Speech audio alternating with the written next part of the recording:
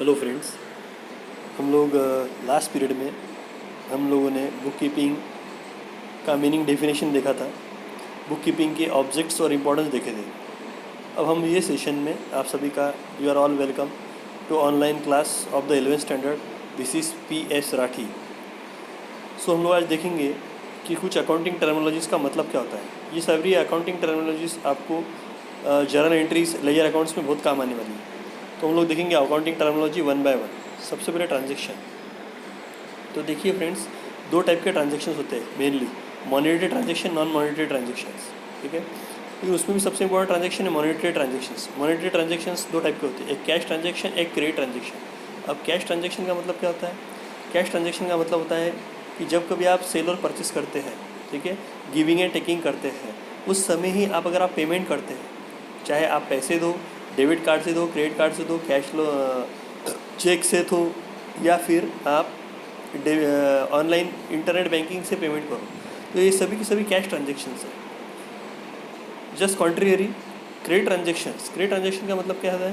A credit transaction is one in which cash is not paid और received immediately at the time of transaction but it is paid or received at a later date। इसका मतलब क्या होता है कि credit transaction में transactions तो होता है, यानी सेल और परचेस होता है, लेकिन उसका जो पेमेंट है वो उसी समय नहीं होता, बल्कि some time after in future होता है। It is called a credit transaction. Okay. अब non monetary transaction, this transaction which does not involve any exchange of money और मनी इज वर्थ डायरेक्टली और indirectly are called a non monetary transactions. Exchange of one thing against other thing is called as a barter transaction. अब non monetary transaction में generally barter transaction आता है। Barter transaction में क्या होता है कि बार्टर सिस्टम आपने सुना होगा। बार्टर सिस्टम में एक गुड्स दूसरे गुड्स के अगेंस्ट में एक्सचेंज होता है। यानी पहले ज़माने में जब पैसे नहीं थे तो उस समय लोग क्या करते थे, 1 किलो शक्कर के बदले 1 किलो तेल लेते थे, या 5 किलो चावल के बदले 5 किलो गेहूँ लेते थे। It is called the non monetary transaction, means barter transaction. So these are the transactions. Okay. Next accounting terminology है कैपिटल एंड ड्राइंग। तो देखो, कैपिटल का मतलब क्या होता है? The amount invested into the business by owner is called capital. इसका मतलब है कि बिजनेस चालू करने के लिए आपको जिस पैसे की ज़रूरत होती है, जो पैसा इन्वेस्ट करके आपने बिजनेस चालू किया, it is called capital. Okay. अब कैपिटल का एक इक्वेशन है। कैपिटल का मतलब क्या होता है? Capital is equal to assets minus liability. यानी असेट का मतलब क्या होता है? ऐसी प्रॉपर्टी जिससे आपको पैसा मिल सकता है, और लाइबिलिटी का मतलब क्या होता है? Bank loan. नहीं, जब आप असेट्स में से बैंक लोन या लाइबिलिटीज माइनस करते हैं तो it is called a capital. Next one is drawing. Drawing का मतलब क्या होता है? अमाउंट और कैश और value of goods, assets etcetera withdrawn from business by the owner for personal use और private use is called a drawing. इसका मतलब है कि अगर आप समझ लो आपकी शक्कर की दुकान है, और आपकी शक्कर की दुकान से अगर आपने शक्कर ली अपने खुद के घर के यूज़ के लिए, it is called a drawing. ठीक है। वैसे ही आपके बिजनेस में से अगर आपने पैसे लिए, बिजनेस को डेवलप करने के लिए नहीं ना, बिजनेस में कोई इन्वेस्ट करने के लिए, बल्कि आपने पैसे लिए अपने पर्सनल यूज़ के लिए, प्राइवेट यूज़ के लिए, बिजनेस के पैसे, it is called a drawing. So capital and drawing, this is. Next one is debtors and creditors and bad debts. So debtors creditors यानी क्या? डेटर्स का मतलब क्या होता है? ऐसे पर्सन जिससे हमको पैसे लेने हैं, और क्रेडिटर्स का मतलब क्या होता है? ऐसे पर्सन जिसको हमें पैसे देना है। Debtors, a person who has to pay to the business for getting goods and services on credit is known as debtors. ठीक है। Debtor is a person who owes money by the to the business. Debtor एक ऐसा person है जिसको business को पैसे देने हैं। यानी समझ लो बिजनेस हमारा है और हमको दूसरों से पैसे वसूल करने हैं, तो दूसरा आदमी हमारा हो गया debtors. Okay. Next one is creditor, a person to whom business has to pay for getting goods and service on credit is known as creditor. यानी क्रेडिटर का मतलब होता है ऐसा पर्सन जिसको बिजनेस को पैसे देने, यानी एक ऐसा पर्सन जिसको हमें पैसे देने। समझ लो किसी से हमने कोई चीज़ उधारी में ली होंगी, तो उसको कभी ना कभी उसका पेमेंट तो हमको करना ही पड़ेगा, लेकिन जब तक हम लोग उस पर्सन का पेमेंट कर नहीं देते, तब तक वो पर्सन हमारा क्रेडिटर है। ठीक है। और next one is bad debt. Bad debt का मतलब क्या होता है कि भाई अगर हमको किसी पर्सन से पैसे वसूल करने हैं, अगर हमको किसी पर्सन से पैसे वसूल करने हैं, लेकिन वो पर्सन हमारा पैसे दे नहीं रहा, और हमको समझ में आएगा कि हमको हमारे पैसे देगा नहीं, इसने हमारे पैसे डुबा दिए, तो जो डूबे हुए पैसे हैं, it is called a bad debt. Okay. So this is the debtors and creditors. Now next one is expenditure and types of expenditure. अब देखो एक्सपेंडिचर का मतलब क्या होता है, ऐसा पैसा जो आपने खर्च किया अपने बिजनेस को बढ़ाने के लिए, या जब कभी आप पैसा खर्च करते हैं पैसा कमाने के लिए, that amount is called a business expenditure. The amount spend by the business for any consideration received by business is called expenditure. यानी एक्सपेंडिचर का मतलब क्या होता है, ऐसा खर्चा या ऐसे अमाउंट जो आपने खर्च की है इस इंटेंशन के साथ कि आपको और पैसे कमाने हैं, it is called the expenditure. It is called the expenditure. Okay, now types of expenditure. There are 3 types of expenditure: revenue expenditure, capital expenditure and deferred revenue expenditure. अब सबसे होता है कैपिटल एक्सपेंडिचर।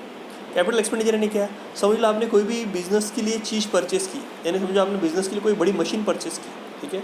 अब एक बार मशीन परचेस करने के बाद में आप उसको बार बार तो परचेस करेंगे नहीं, लेकिन एक बार परचेस करने के बाद में वो मशीन आपको कई दिनों तक उसका बेनिफिट मिलेगा, कई दिन तक आपको उससे पैसे कमाते आएंगे। सो ऐसे एक्सपेंस को अपन बोलते हैं कैपिटल एक्सपेंडिचर। देखिए, this expenditure is incurred to acquire fix assets और to increase value of fixed asset. It given benefit for long period of time. It is known as a non-recurring nature. It is a non-recurring in nature. So this is the capital expenditure. ये capital expenditure यानी क्या है, जब आप कभी ऐसी कोई asset business के लिए खरीदते हैं और उस असेट का इस्तेमाल आपको लॉन्ग पीरियड तक होगा, यानी वो असेट आपको बेनिफिट देंगी लॉन्ग पीरियड तक, तो उस असेट पे किया हुआ खर्चा is called a capital expenditure. Now next one is revenue expenditure. Revenue expenditure का मतलब क्या होता है, regular expenditure. Revenue expenditure is an expenditure from which no future benefit is expected but having immediate or short term benefit may be less than 1 year. It does not increase profit earning capacity of an organization. They are normal day-to-day operating expenses of business organization and appear on the debit side of the trading account or profit and loss account. नहीं, revenue expenditure यानी क्या है, revenue expenditure आपके business profitability नहीं बनाते, बल्कि जो business का डे टू डे काम है उसको कंप्लीट करने के लिए खर्चे करने पड़ते हैं। It is called a revenue expenditure. जैसे telephone bill, telephone bill, sweeping charges etcetera, these are called a revenue expenditure. Now next one is deferred revenue expenditure. Now deferred revenue expenditure का मतलब क्या होता है, देखिए, an expenditure which is basically revenue in nature but benefit of it is not exhausted within a 1 year is called a deferred revenue expenditure. यानी deferred revenue expenditure भी एक तरह से रेवेन्यू एक्सपेंडिचर ही है, लेकिन इसका बेनिफिट सिर्फ आपको 1 साल तक ही नहीं मिलेगा या 1 महीने तक ही नहीं मिलेगा, इसका बेनिफिट आपको आने वाले कई सालों तक मिल सकता है। It is called a deferred revenue expenditure. इसका एग्जाम्पल है एडवर्टाइजमेंट या एक्सपेंडिचर मेड ऑन एडवर्टाइजमेंट। समझ लो आपने अपनी कोई प्रोडक्ट के लिए एडवर्टाइजमेंट की, अब ज़रूरी नहीं है कि उसका पैसा आपको आज के आज ही मिलेगा, ऐड करने से आपको पैसा मिल जाता है ऐसा नहीं है, लेकिन मिल भी सकता, और ऐसा ज़रूरी नहीं है कि वो पैसा सिर्फ आपको आज ही मिलेगा, हो सकता है वो पैसा आपको 1 साल बाद, 2 साल बाद, 3 साल बाद तक मिलेगा। सो it is called a deferred revenue expenditure. Now next one is cash and discount, cash trade and discount trade, cash discount and trade discount. अब देखो, डिस्काउंट के दो टाइप्स है, एक कैश डिस्काउंट, एक trade discount. Generally trade discount या wholesaler retailer को देता है या मैन्युफैक्चरर होलसेलर को देता है। ट्रेड डिस्काउंट या आप कैश बेसिस और क्रेडिट बेस पे भी दे सकते हैं, ठीक है। ट्रेड डिस्काउंट का मेन इंटेंशन होता है कि बिजनेस का टर्नओवर बढ़ाना, बिजनेस का सेल परचेज बढ़ाना, ये ट्रेड डिस्काउंट का मेन इंटेंशन होता है। So it is an allowances given on catalogue price or list price of the goods. This discount is allowed at a time of the purchase or sale of the goods.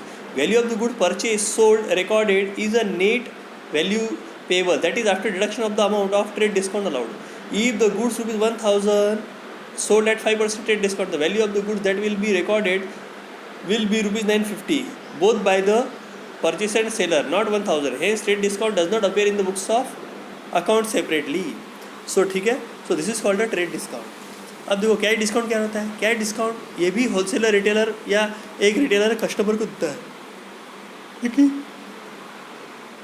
Cash discount हमेशा cash payment पे दिया जाता है या cash receipt पे दिया जाता है।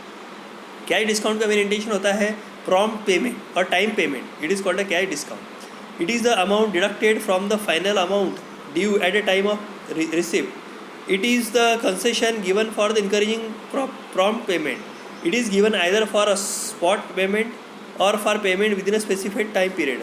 Cash discount is calculated after deducting trade discount. Since it is a loss to the seller and gain to the buyer, cash discount appear in the books of the accounts, ठीक है। तो this is the cash discount. Okay friends, thank you very much for today is watching my video. Thank you very much.